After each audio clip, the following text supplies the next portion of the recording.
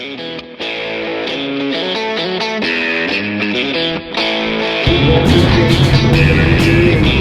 New Hampshire competitor.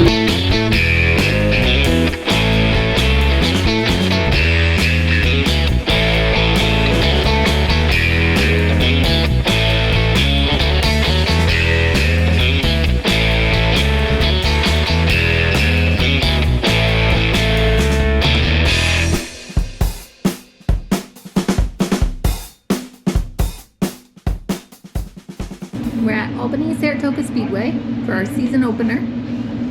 Yep, we're here. And little Walt is the only one racing tonight. Yeah, unfortunately we're only at 50% capacity in the trailer because we're waiting on Dad's motor desperately. We sent it a while ago and still don't have it back, so that really sucks. And then actually the car that I'm supposed to run here is not here. I built another car. This one was supposed to be running Devil's Bowl. It's got the motor in it from last year. So this motor already has 800 laps on it. So technically we're down 2 motors. So we're only about at 25% when it comes to complete race cars because we got 4 of them now. And so yeah, so we're not doing very good on that part. Unfortunately, engine stuff has been an issue. Listening to a lot of people around the pits, there's a fair amount of cars that aren't here because they don't have small blocks, don't have big blocks, because motors are getting harder and harder to get. You almost have to have 2 of them and do it on a rotation, which is really, really expensive. So yeah, so we're here. I'm excited to knock the rust off. Hopefully it's a good night. This is a brand new car. This is the one that I had that sat in Stu's shop forever. So this is technically my personal car, which is kind of exciting to say that it's all my own stuff. You know, with a 358 under the hood, so technically everything is mine. So that's kind of rewarding to me. So yeah, so hopefully we can have a good night and, you know, knock the rust off and make it smooth sailing. Walt has a new Butler built race seat.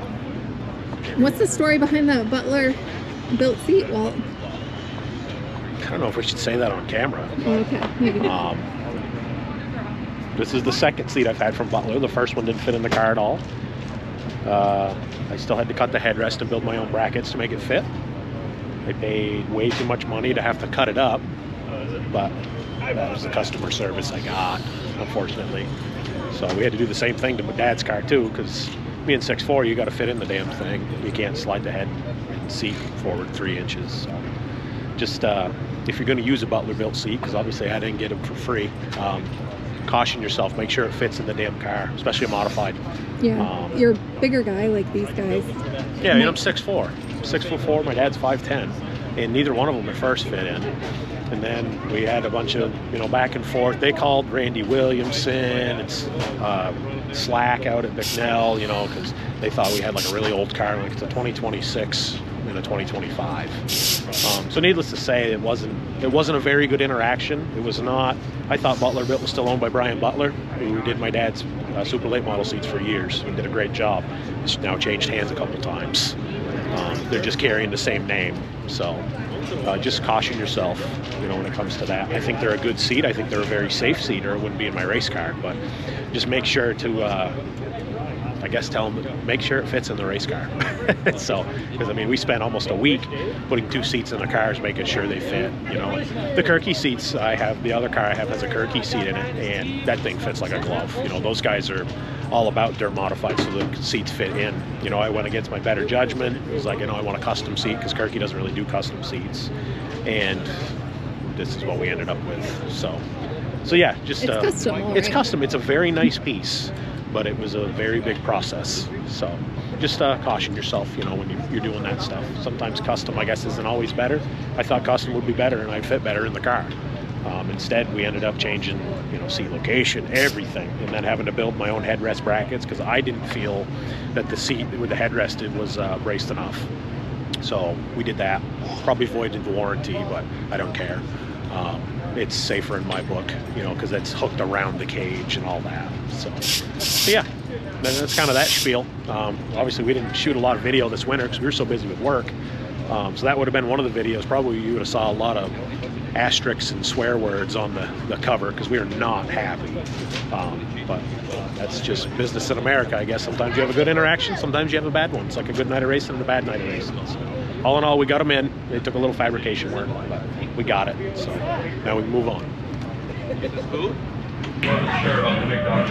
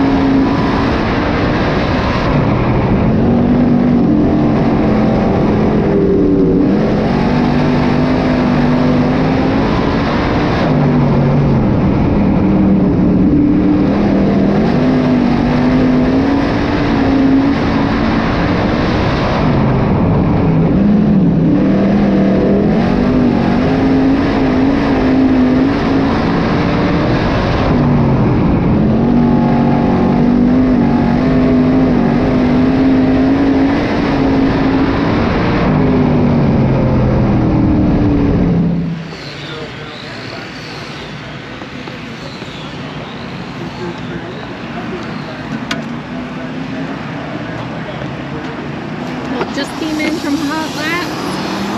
Gonna make a gear adjustment. What'd you think of the car, Big Walt? How'd it look? You know, that color blue under the sunlight looks really good out there. It really does. Now, I mean, it looked pretty good. I mean, it's a brand new race car, and it's got 2.5 laps on it. So, and we weren't last. He was, I think, mid-pack. I didn't even look, but 17th. My mom texted me. And it's on brand new tires. So we'll see. Good. Yeah, we'll see. Right. Go from there.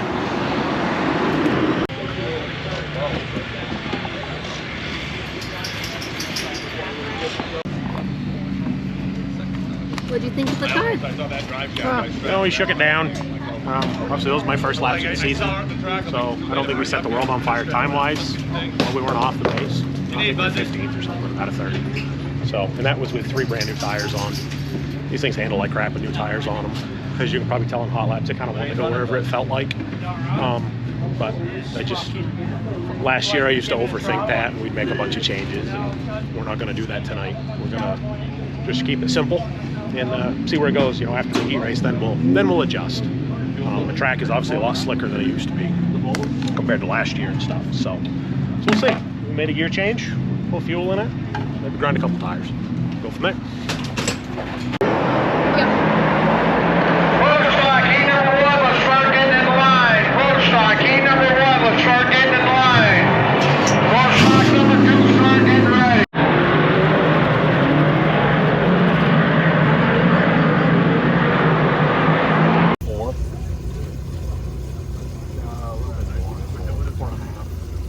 I let it idle around and shit.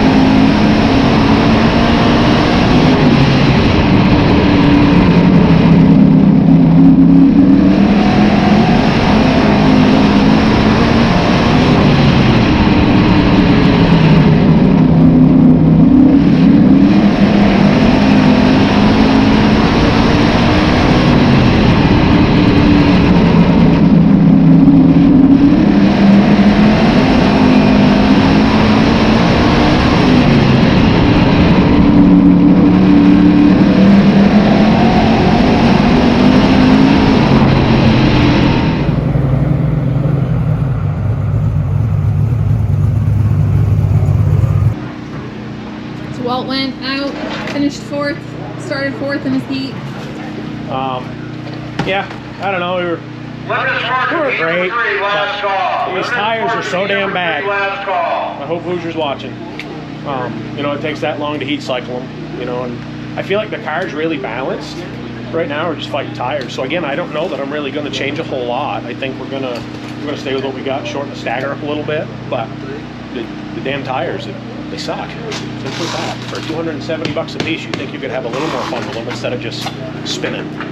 So I would guess, I mean, all the guys in front of me race big blocks. They probably already had tires heat cycled and everything. So you're playing that game. You know, we were able to, I think I fell back all the way to 6th or 7th, and you know, I drove my way back, you know, and seat time, you know, that was the first race that we've run all, you know, yet. So I'm a little rusty too. I mean, I drove it in the wall. Really good at hitting the inside wall here. It's awesome. So, but yeah, we'll see. We're gonna keep modestly adjusting, trying to do things that make sense. Tires can give you such a false read that you don't want to go in and make 18 million changes. Just leave it alone. See if we can come out with a top 5 or top 10 run and go from there. Get a race under our belt. You know, we want a race to win, but right now you gotta, when you start late, you gotta cycle tires and suffer through it. I feel like the car is really good. You know, we're just, you can feel the tires aren't trapping. So, what we got coming up?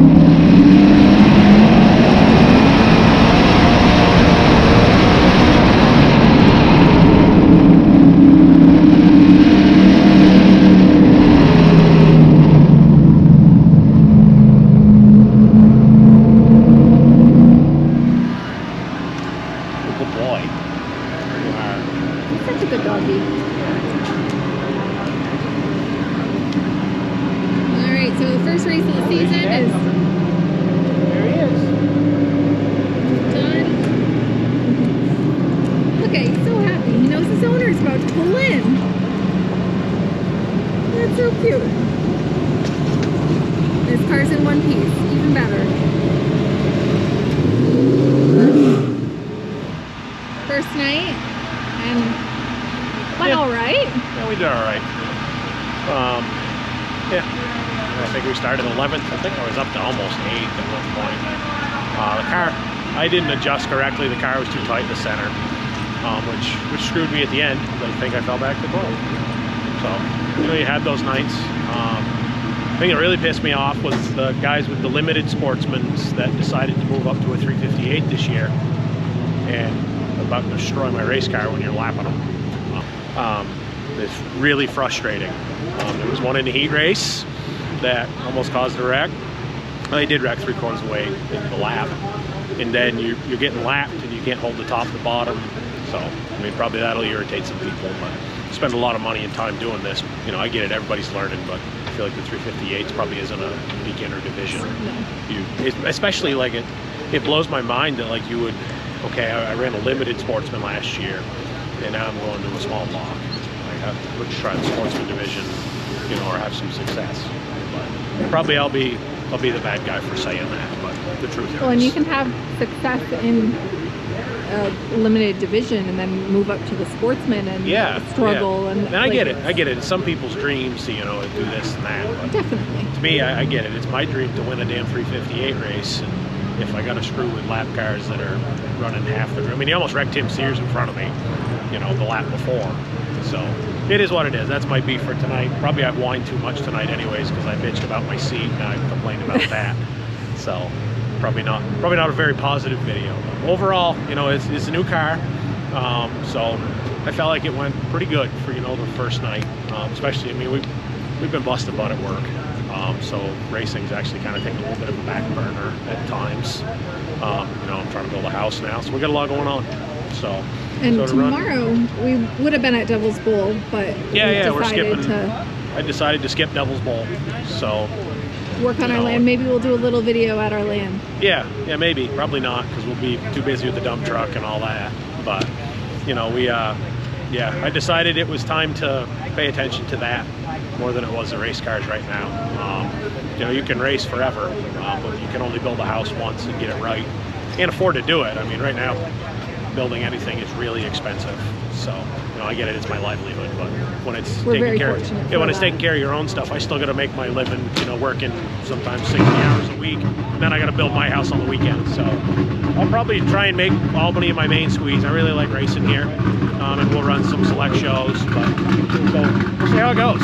You know, and that's life, unfortunately. It's hard. Albany, you never know if it's coming back the next year. That's kind of no, it's always up in the air. So you want to make sure to run every damn race you can here. So a lot of the other tracks are in pretty good shape, you know, and I love supporting them, but just the way life is right now, we gotta take a back seat on a couple of racetracks for now. So, but you know, as always, thanks for watching. I know we were you know, kind of silent throughout the winter just because we're so busy. You know, I don't have really any sponsors this year. It's WH Builders and WH Building and Design. Let's get in line. 4 cylinders. Let's start in line. 4 cylinders. Let's get in line for feature. So yeah, I mean, if anybody's ever interested in, you know, helping out one way or another, sometimes a can of brake clean goes a long ways. You know, happy to put your name on the car, stuff like that. Stuff's getting expensive, you know. Now a drum of fuel is $825. So these things don't run on air, unfortunately. There's no amount too small. No, and we really appreciate. Even I had a couple fans. I was sitting watching a heat race, you know, a big block heat race, seeing what the track was doing. I had a couple fans come over and just say, "Hey, we watch your videos and, you know, support you," and that means a lot too. Sometimes you don't have to give money. We really appreciate just the people, you know, and that's why we like coming to Albany-Saratoga, because they're very passionate about racing, as we are, and it makes it a lot of fun, you know, especially on a crappy night or something like that. It lightens it up a little bit.